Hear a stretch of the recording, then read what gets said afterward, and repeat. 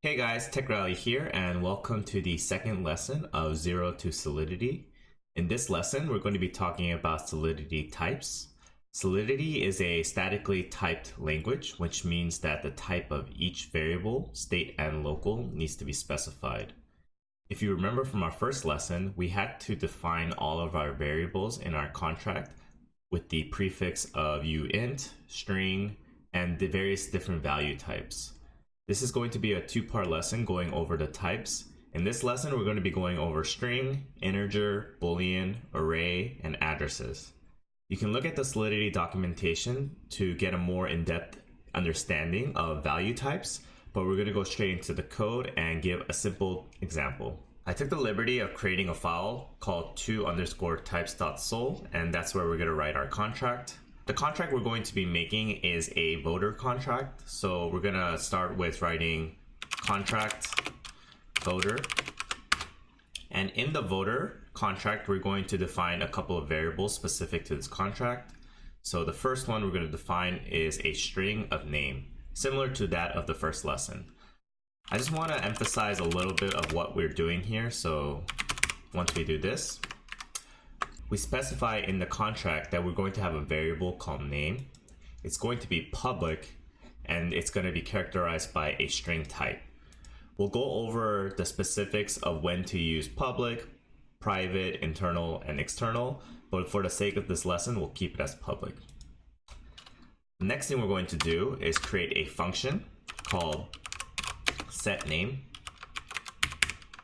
Since Solidity is a statically typed language, we need a prefixed parameter with a value type. In this case, we need a string type, so we're going to write string memory underscore name and make it a public function. We'll then set the name equal to the underscore name.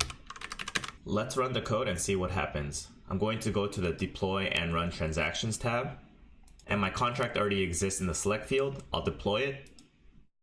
And this is my deployed contract, and we have a function called setName. Here we can write the word Alex in a string, setName.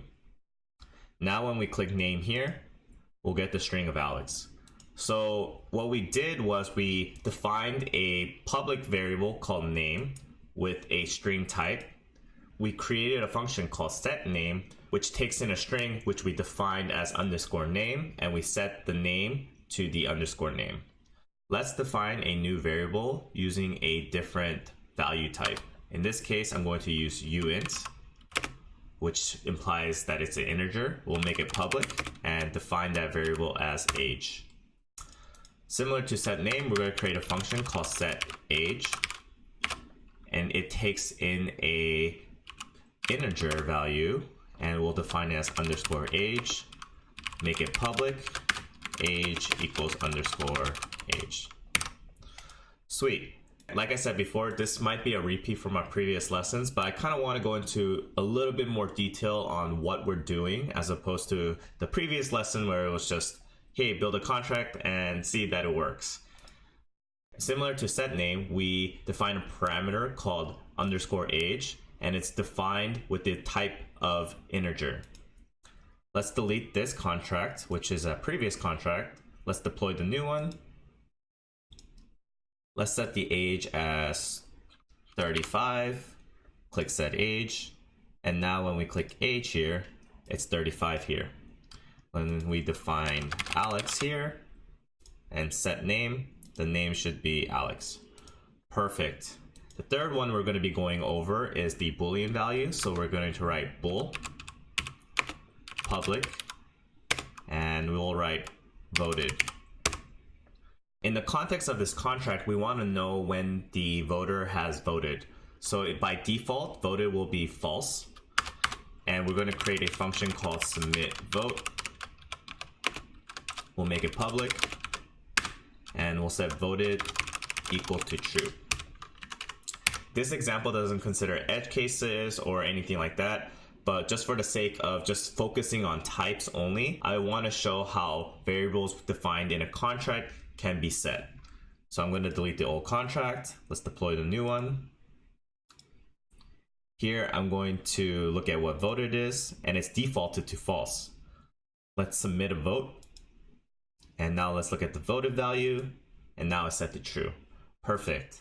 If you're familiar with coding, the first three should be pretty straightforward, but the fourth one is a little bit different and specific to a smart contract. A contract can have an Ethereum address and a user can have an Ethereum address. To send money from one user to another, you can utilize a smart contract to perform those operations, but you need to define those values to a specific variable. In this case, we're going to keep it very simple and define our address below. So we're going to write address. We'll also make it public, and then we'll say voter address. And we'll create a third function called set voter address. We'll give it no parameters. We'll make it public. And in here, we're going to write voter address equals message.sender. You're probably wondering what is message, and specifically, how do you get message.sender?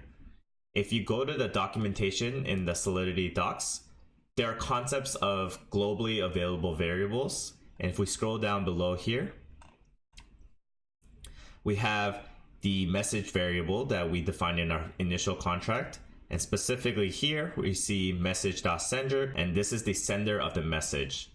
If we go back to our example, we have an account here that's represented by the amount of fake ether that we have. And this address is the address of the message.sender.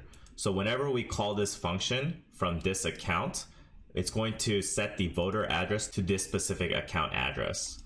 Let's see this example in real time. So I'm going to delete the old contract. I will then deploy.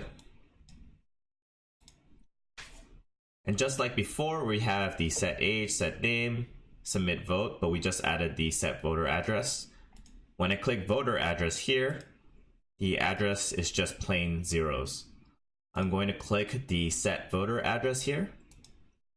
And when I click voter address, the new address is defined here. But when I click on the second user here, and I click set voter address, the voter address should change here as well. So you see right now that the address is dynamically changing depending on what account I'm in. In this example, specific to our voter contract, defining a single variable to the message.sender doesn't make any sense, but I want to show you how address types could be used. The last type I want to talk about is arrays. If you aren't familiar with arrays, they are used to store multiple values into a single variable. We're going to define a new variable specific to the array type. The syntax is a little different in the sense that we don't write array public numbers, but instead write uint, give it an open and close bracket, we'll define it public and call it numbers. What this means is that we're going to have a list of integers. Nothing else but just a list of integers. If you wanted a list of strings, then you write string public names.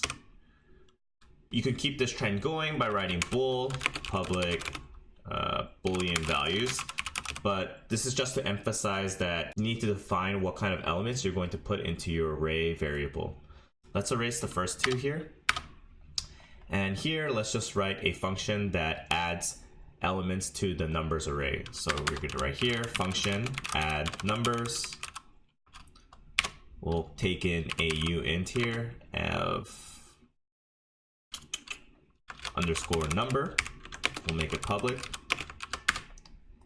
And since our variable is called numbers, we're going to say numbers dot push underscore number. And misspelled number, it has to be plural. Cool. And just for reiteration, this is a list that contains a list of numbers. So it's going to be like 3, 5, 10, 12, stuff like that. Let's save it and delete the old contract, deploy the new one. So we have the add numbers function and we have the numbers. There's something a little bit unique specific to Solidity, and I'll show it in the example here. So the first number I'm going to write is 5, and I'm going to add that number. When I click numbers here, it's going to give me number 5. Now let's add like 10 and add the number. When I click numbers again, it still stays at 5.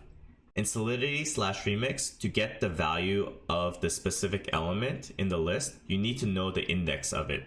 Here I need to supply the numbers variable with a index value. So if I type in 1, the value is 10. If I type in 0, the number is 5. If I type in nothing, it automatically assumes you're at the 0th index. Let's add a new number here, like 25.